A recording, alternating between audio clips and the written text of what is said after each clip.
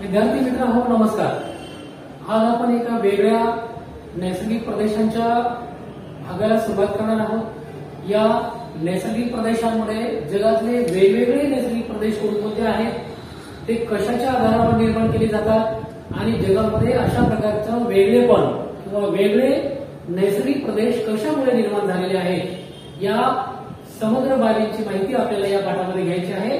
ज्या प्रकरणाचं नाव आहे नैसर्गिक प्रदेश। म्हणजे आपल्या जगामध्ये वेगवेगळ्या प्रकारच्या वनस्पती आहेत, वेगवेगळ्या प्रकारचे प्राणी आहेत, मानवाचा आहार वेगळा आहे, मानवाचे वस्त्र वेगळे आहे, मानवाचा निवारा वेगळा आहे, त्या ठिकाणची जमीन वेगळी आहे, त्या ठिकाणची भूरूप वेगळी आहे।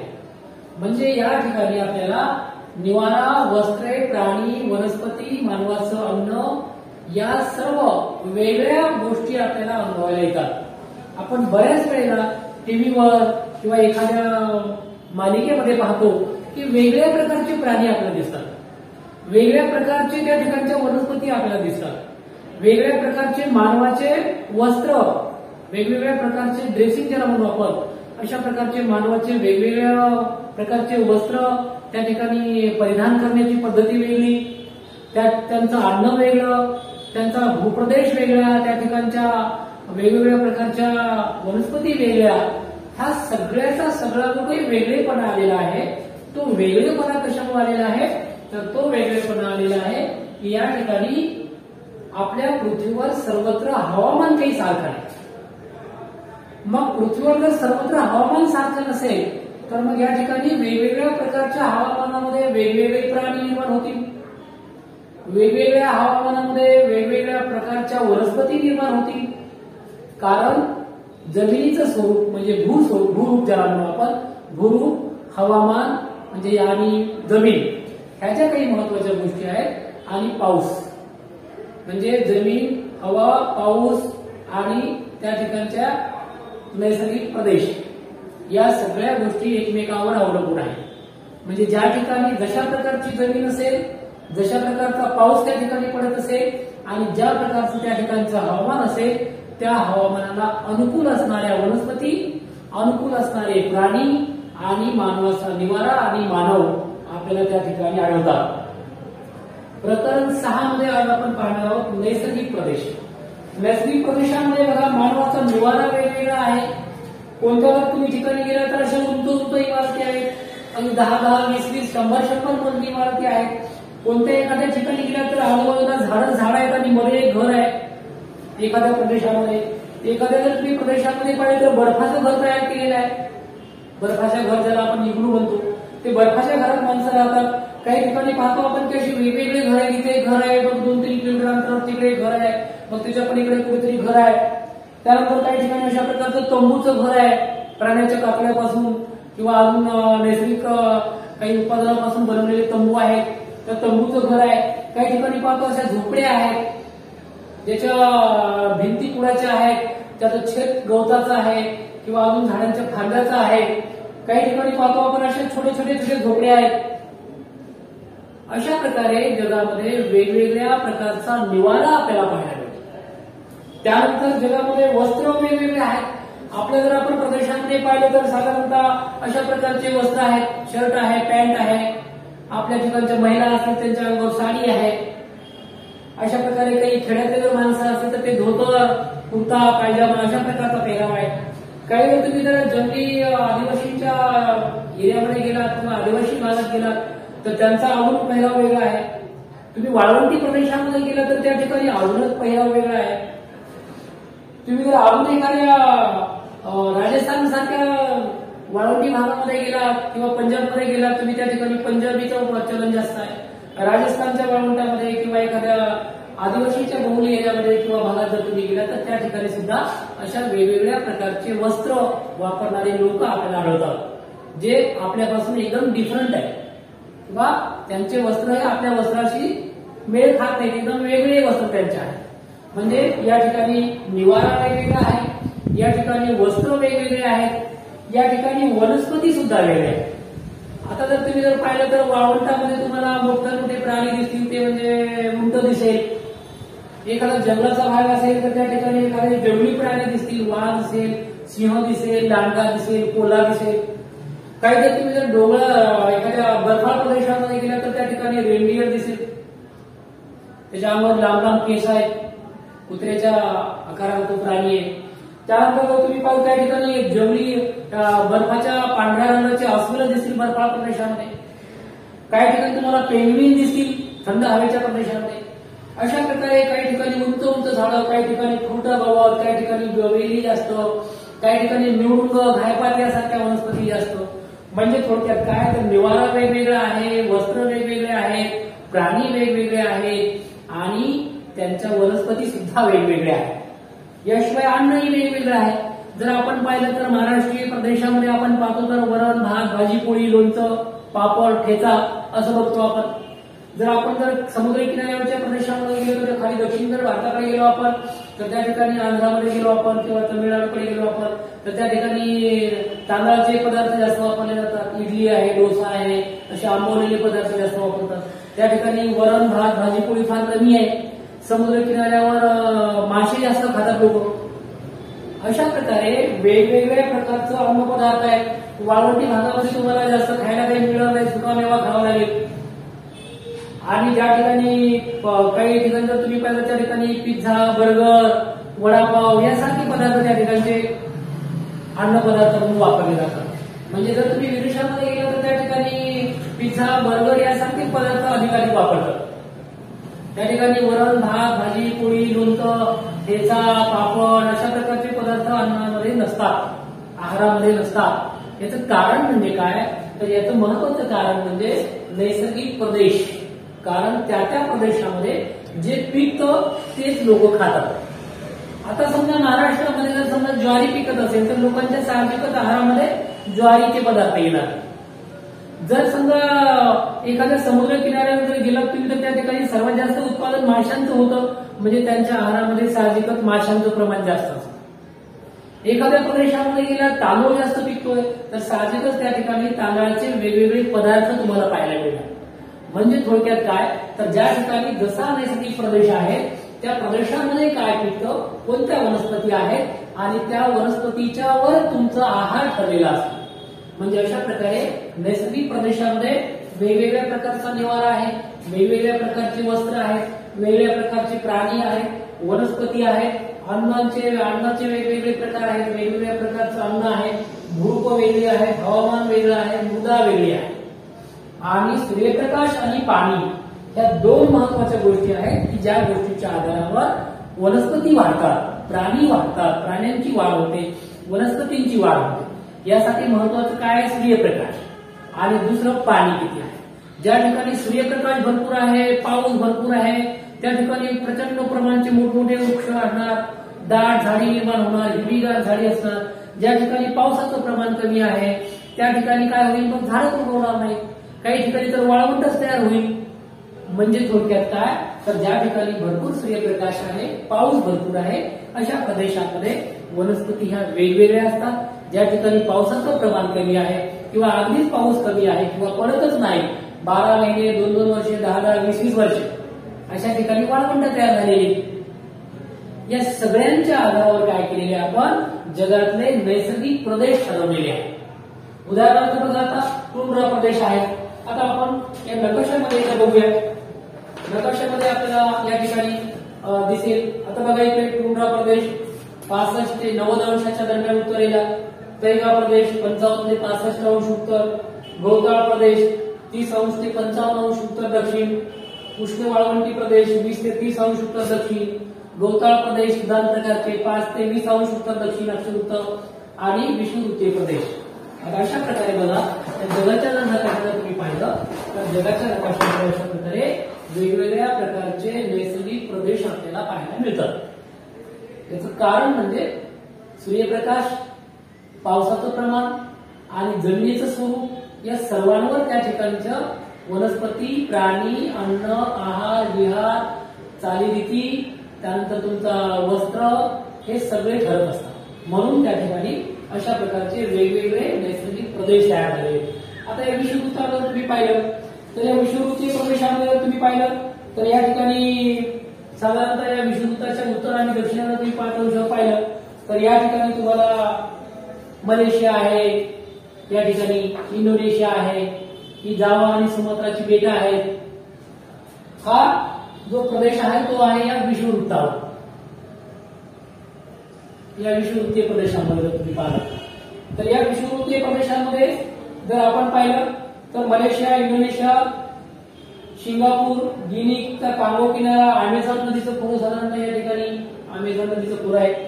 या प्रदेशामध्ये जर पाहिलं तर उन्हाळ्याचं तापमान जर किती आहे तर साधारणतः 27 अंश 30 अंशाप्रमाणे आहे, साधारणतः 30 अंश सेल्सिअस पर्यंत. हिवाळ्याचं तापमान सरासरी 27 अंश आहे आणि पावसाचं प्रमाण प्रचंड आहे. या ठिकाणी विषुववृत्तीय प्रदेशांमध्ये पावसाचं प्रमाण खूप जास्त आहे. या ठिकाणी साधारणतः 2500 ते 3000 मिलीमीटर एवढा पाऊस त्या ठिकाणी आपल्याला पाहायला मिळतो. एवढा पाऊस असल्यामुळे काय झालेलं आहे, त्या ठिकाणी दलदल झालेली आहे, पाणी साचलेलं आहे, परंतु झाडं प्रचंड वाढलेली, म्हणजे मोठमोठ्या वनस्पती आहेत. मग या ठिकाणी घनदाट सदाहरित वन आहे. घनदाट सदाहरित वन काय आहे, कारण प्रचंड प्रमाणात पाऊस पडतो. मग पाऊस पडल्यामुळे घनदाट वन तयार झाले, भरपूर प्रमाणे त्या ठिकाणी वनस्पती वाढलेल्या आहेत. त्या ठिकाणी दलदलीचा भाग आहे, कठीण लाकडाची झाडे त्या ठिकाणी, आणि त्या झाडामध्ये प्रामुख्यानं mahogany, green heart, rosewood, ebony यासारखी झाडं तुम्हाला या विषुववृत्तीय प्रदेशांमध्ये आपल्याला पाहायला मिळतात. याशिवाय या ठिकाणी प्राणी वेगवेगळे आहेत. त्या ठिकाणी दलदलीचा भाग आहे, मग त्या ठिकाणी पाण्यामध्ये सुसर आहे, पाणघोणा आहे, अॅनाकोंडा जातीची मोठमोठे अजगर सारखी साप आहेत मोठमोठे त्या ठिकाणी. याशिवाय काही झाडावर राहणारे प्राणी आहेत, गोरिला आहे, चिंपांझी माकड आहे, त्यानंतर काही हॉर्नबिल सारखे कीटक आहेत, पक्षी आहेत. त्या ठिकाणी एक चेतसे नावाची एक माशी आहे, ती विषारी आहे. ती जर माशी आपल्याला चावली तर आपल्याला मृत्यू सुद्धा येऊ शकतो. अशा प्रकारच्या विषारी माशा सुद्धा त्या ठिकाणी आपल्याला पाहायला मिळतात. त्यानंतर या ठिकाणची लोकवस्ती कमी आहे, लोक कमी राहतात अशा दलदलीच्या भागामध्ये. निरुत्साही वातावरण आहे आणि त्या ठिकाणी आदिवासी जमातीचे काही लोक राहतात. या ठिकाणी प्रामुख्याने जे लोक राहतात त्यामध्ये पिग्मी आहेत, त्यामध्ये बोरो इंडियन्स आहेत, सेमांग आहेत, अशा काही जमातीचे लोक मात्र या विषुववृत्तीय प्रदेशामध्ये या दलदलीच्या भागामध्ये आपल्याला पाहायला मिळतात. त्यानंतरचा जो प्रकार आहे तो आहे गवताळ प्रदेशाचा, म्हणजे साधारणतः विषुववृत्ताच्या उत्तरेला आणि दक्षिणेला जर आपण गेलो तर 5 ते 20 अंश, म्हणजे विषुववृत्तापासून या उत्तरेला 5 ते 20 अंश आणि दक्षिणेला 5 ते 20 अंश या दरम्यान जर आपण पाहिलं तर साधारणतः क्वीन्सलँड असेल, या ठिकाणी ऑस्ट्रेलियाचा हा जो भाग आहे हा ऑस्ट्रेलियाचा भाग येईल. याशिवाय आफ्रिकेचा काही भाग येईल, त्यानंतर अमेरिकेचाही काही भाग येईल. मग या ठिकाणी अशा प्रकारचे जे काही वातावरण आहे त्या ठिकाणी गवताळ प्रदेश तयार झालेले, सुदान प्रकारचे गवताळ प्रदेश. या सुदान प्रकारच्या गवताळ प्रदेशामध्ये जर तुम्ही पाहिलं तर पावसाचं प्रमाण जवळपास 250 ते 1000 मिलीमीटर आहे. ऊन जर तुम्ही पाहिलं किंवा तापमान जर पाहिलं तर त्या ठिकाणी 35 अंश सरासरी तापमान आहे आणि हिवाळ्यात जर सरासरी तापमान 24 अंशापर्यंत असतं, म्हणजे बऱ्यापैकी तापमान आहे त्या ठिकाणी. या ठिकाणी उंच आणि दाट गवत आहे, झाडे थोडेसे कमी आहेत, परंतु झाडे जे आहेत ते छत्रीच्या आकाराची झाडं आहेत, म्हणजे ज्याला आपण सूचीपन्य वृक्ष म्हणूया किंवा हत्ती गवत आहे. या ठिकाणी हत्ती सुद्धा झाकून जाईल एवढ्या उंच उंच आकाराचं गवत आहे, 6-6 मीटर उंच गवत या ठिकाणी आहे सुदान प्रकारच्या गवताळ प्रदेशामध्ये. या ठिकाणी बेल आहे, बोर आहे, घायपात आहे, निवडुंगासारख्या वनस्पती आहे, अननस आहेत. या ठिकाणी विपुल प्रमाणामध्ये प्राणी आहेत, कारण गवत भरपूर आहे. गवत खाणारेही प्राणी आहेत आणि गवत खाणाऱ्या प्राण्यांना खाणारेही प्राणी आहेत, म्हणजे तृणभक्षक प्राणी आहेत आणि मांसभक्षकही प्राणी आहेत. या ठिकाणी जंगलामध्ये आपल्याला सिंह, चित्ता, तरस, डांगर, जिराफ, हत्ती, झेब्रा, गेंडा, रानबैल, रेडे, कांगारू, एमू असे वेगवेगळ्या प्राणी कुठे पाहायला मिळतात तर हे या गवताळ प्रदेशामध्ये सुदान प्रकारचे आपल्याला पाहायला मिळतात. या ठिकाणी मानवाचं जे जीवन आहे तर ते मात्र थोडंसं साधं आहे. मानवाची घरं सुद्धा साधी आहेत, घरांना या ठिकाणी अजिबात खिडक्या नसतात. या ठिकाणी ठेंगण्या आणि गोलाकार झोपड्या आहेत. दुसरी महत्वाची गोष्ट म्हणजे शिकार आणि पशुपालन हे या ठिकाणच्या लोकांचे प्रामुख्यानं त्यांचे व्यवसाय आपल्याला पाहायला मिळतात. म्हणजे हे लोक एक तर शिकार करतात किंवा त्या ठिकाणी पशुपालन करतात, म्हणजे शिकार आणि पशुपालन हे या ठिकाणच्या लोकांचा मुख्य व्यवसाय आहे असं आपल्याला म्हणता येईल. त्यानंतर बघा या नकाशामध्ये आपण अशा प्रकारचे काही प्रदेश या ठिकाणी दाखवलेले आहेत. आपण पाहत होतो या गवताळ प्रदेशाविषयी दोन्ही ठिकाणी असतात. त्यानंतर उष्ण वाळवंटी प्रदेश आहेत बघा. आता हे उष्ण वाळवंटी प्रदेश कुठे आहेत तर 20 अंश ते 30 अंश उत्तर आणि दक्षिणेला आहेत हे उष्ण वाळवंटी प्रदेश.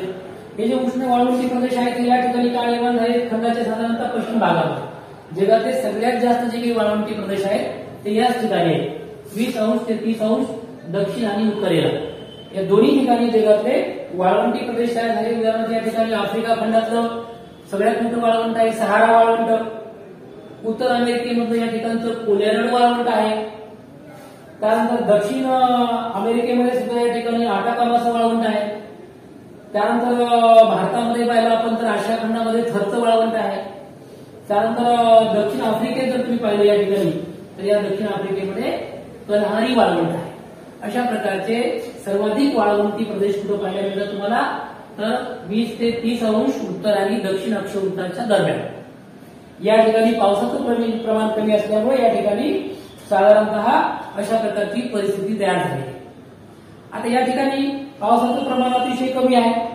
ऊन भरपूर आहे. साधारणतः 30 ते 45 अंश एवढं तापमान आहे आणि पावसाचं प्रमाण अतिशय कमी आहे.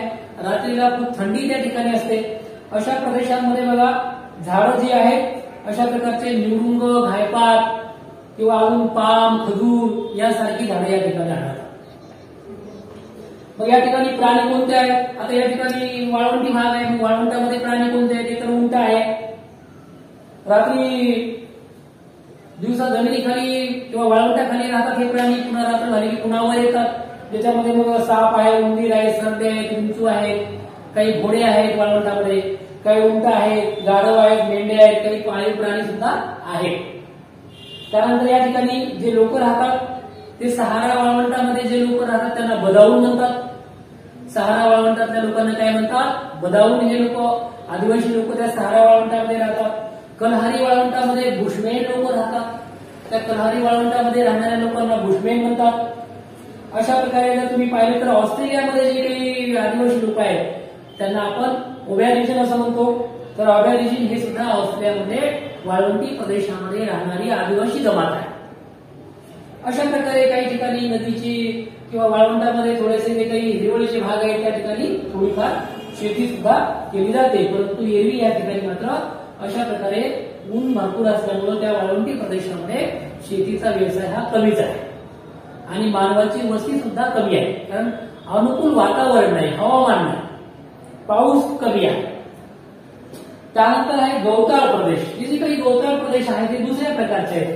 स्टेप्स आणि प्रेरी प्रकारचे गवताळ प्रदेश ते आहे साधारणतः 30 ते 55 अंश उत्तर आणि 30 ते 55 अंश दक्षिण या दोघांच्याही दरम्यान जर तुम्ही पाहिलं तर या अशा नकाशामध्ये तर या ठिकाणी तुम्हाला गवताळ प्रदेश पाहायला मिळतात. ते स्टेप्स आणि प्रेरी प्रकारचे गवताळ प्रदेश. यामध्ये प्रामुख्याने जर तुम्ही पाहत असाल तर युरेशिया दक्षिण आफ्रिका दक्षिण अमेरिकेमध्ये पंपास आहे. उत्तर अमेरिकेमध्ये त्याचं नाव प्रेरी प्रकारचे गवताळ प्रदेश आहे. ऑस्ट्रेलियामध्ये त्याला डाऊन्स म्हणतात. अशा प्रकारे ऑस्ट्रेलियामधलं डाऊन्स दक्षिण अमेरिकेमधलं पंपास उत्तर अमेरिकेमधलं या ठिकाणचं प्रेरी प्रकार हे सगळेच्या सगळे जे प्रकार आहेत गवताळ प्रदेशाचे ते या ठिकाणी पाहायला मिळतात तुम्हाला. 30 ते 55 अंश उत्तर आणि 30 ते 55 अंश दक्षिण या अक्षवृत्तांच्या दरम्यान तुम्हाला हे प्रदेश पाहायला मिळतात. या ठिकाणी बघा तापमान थोडं कमी आहे 15 अंशापर्यंत साधारणतः असतं. त्यानंतर या ठिकाणी हिवाळ्याचं तापमान खूप कमी आहे. शून्याची खाली जातं हिवाळ्यामध्ये तापमान आणि पावसाचं प्रमाण थोडंसं कमी आहे साधारणतः 300 ते 500 मिलीमीटर. म्हणजे थोडासा पाऊस वाळवंटी प्रदेशापेक्षा बरा आहे असं आपल्याला म्हणता येईल. त्या ठिकाणी पाऊस आहे. उन्हाळ्यामध्ये पाऊस पडतो आणि हिवाळ्यामध्ये या ठिकाणी थंडी जास्त असल्यामुळं बर्फ पडतो हिमवृष्टी ज्याला म्हणतात.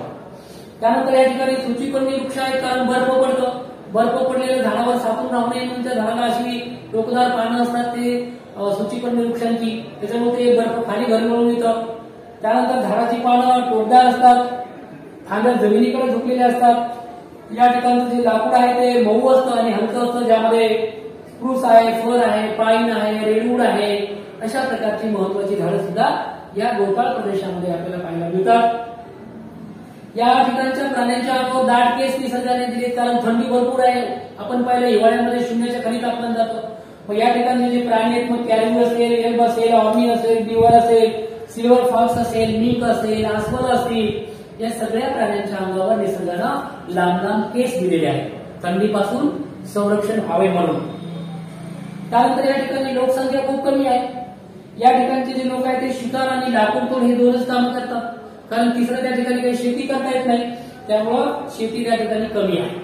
अशा प्रकारे या बहुताळ प्रदेशामध्ये आपण पाहिलं अशा प्रकारचं नैसर्गिक वातावरण आहे, अशा प्रकारचे नैसर्गिक प्रदेश तयार झालेले.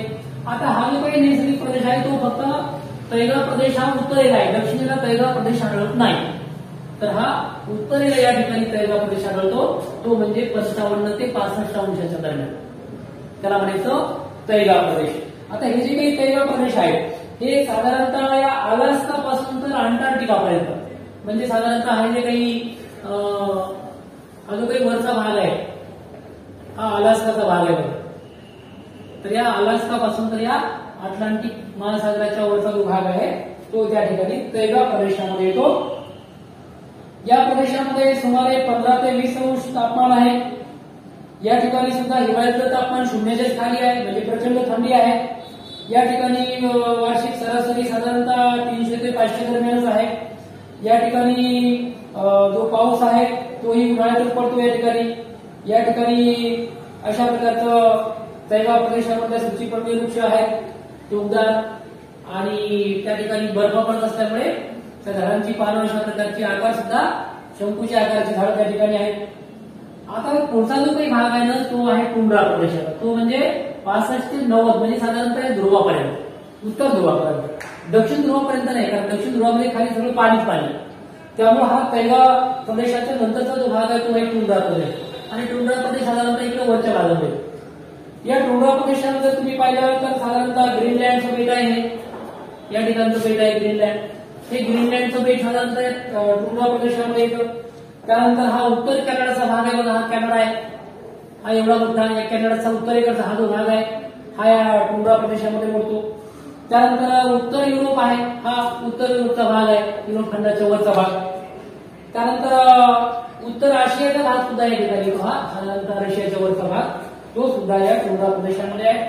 उन्हाळ्यातलं तापमान फार कमी आहे, 10 अंश. हिवाळ्यातलं तापमान तर -20 ते 30 अंश, म्हणजे हिवाळा अतिशय कडक हिवाळा. मायनस म्हणजे शून्याच्या खाली तापमान आहे 30 अंशापर्यंत. आणि सरासरी जर पाऊस तुम्ही पाहिला तर 25 ते साधारणतः 300 मिलीमीटर, म्हणजे खूप कमी पाऊस आहे. अतिशय थंड हवामान आहे त्या टुंड्रा प्रदेशामध्ये. टुंड्रा प्रदेशामध्ये या ठिकाणी वनस्पती सुद्धा फार कमी आहे, कारण जवळपास 8 ते 10 महिने जमीन ही बर्फाने झाकलेली असते. 1 ते 2 महिन्यामध्ये जेव्हा जमीन उघडी पडते त्यावेळेला काही वनस्पती उगवतात, त्याला फुलं येतात. अशा प्रकारे अल्पकाळ टिकणारं वनस्पती जीवन या ठिकाणी आहे. या ठिकाणी छोटी झुडपं आहेत, खोटं गवत आहे, फुलं, शेवाळ, दगडफूल हे त्या ठिकाणी आढळतं.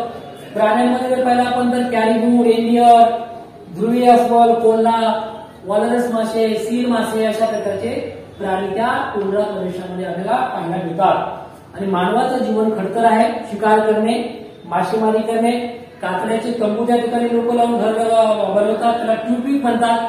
त्यानंतर बर्फाचं घर बनवतात, त्याला आपण इग्लू म्हणतो. आणि त्या ठिकाणी बर्फावरून एक गाडी चालवतात, त्याला स्लेज गाडी म्हणतात. आणि ही स्लेज गाडी ओढण्यासाठी काही रेल्वे सारखे प्राणी त्या ठिकाणी वापरतात.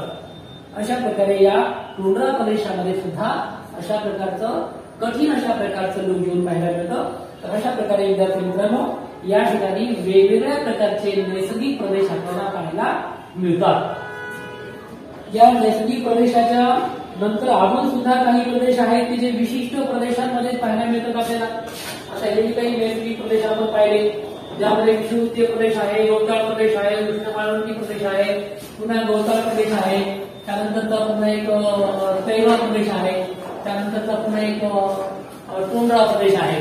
तर हे सगळे जे प्रदेश आहेत याच्या व्यतिरिक्त सुद्धा जगामध्ये काही विशिष्ट प्रकारचे वेगवेगळे प्रदेश पाहायला मिळतात, ज्यांना आपण थोड्या कमी त्या ठिकाणच्या प्रदेशावर ते पाहायला मिळतात, ज्या ठिकाणी त्यांना आपण वेगवेगळ्या नावाने ओळखतो.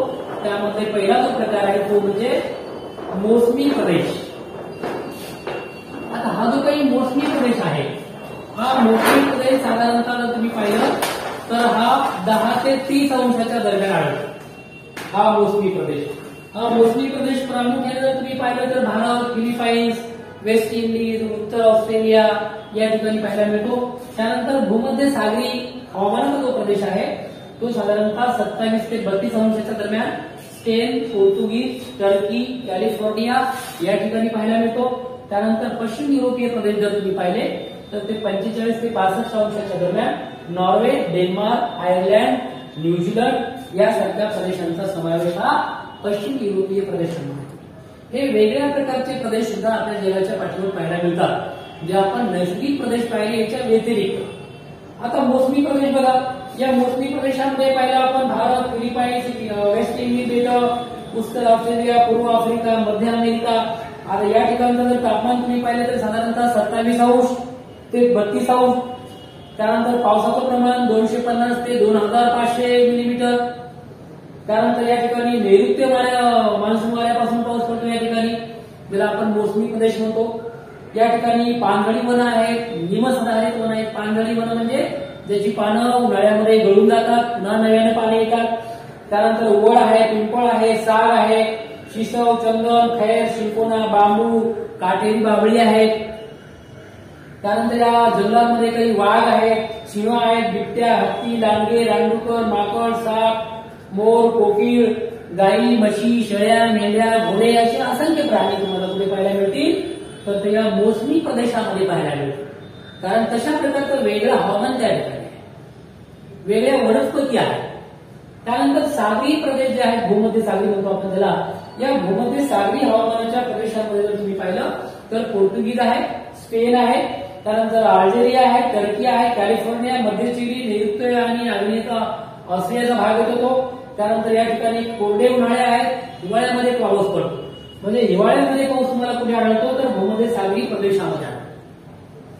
या ठिकाणी सरासरी पावसाचं प्रमाण 500 ते 1000 मिलीमीटर आहे. या ठिकाणी हिवाळ्यामध्ये पाऊस पडतो, हे याचं वैशिष्ट्य आहे. म्हणजे हिवाळी पाऊस हे कोणत्या प्रदेशाचं वैशिष्ट्य आहे तर ते भूमध्य सागरी प्रदेशाचं वैशिष्ट्य आहे. कारण भूमध्य सागरी प्रदेशामध्ये अशा प्रकारचं हवामान आहे की त्या ठिकाणी हिवाळ्यात पाऊस पडतो. त्यानंतर या ठिकाणी जर तुम्ही पाहिले तर पाळीव प्राणी असतात. त्यानंतर शेळ्या, मेंढ्या, गायी, घोडे, खेचर.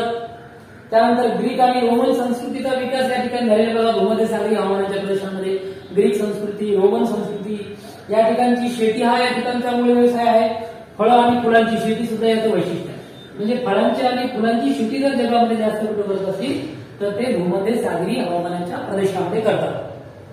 गव्हाचे पदार्थ या ठिकाणी जास्त वापरले जातात आणि रंगबेरंगी कपडे घालणारे लोक जास्त त्या ठिकाणी आहेत. तर अशा प्रकारे हा दुसरा जो प्रकार आहे तो आहे भूमध्य सागरी हवामानाचा प्रकार. आता तिसरा जो अजून एक वेगळा प्रकार आहे तो आहे पश्चिम युरोपीय हवामानाचा प्रदेश किंवा ज्याला आपण पश्चिम युरोपीय प्रदेश असं म्हणतो.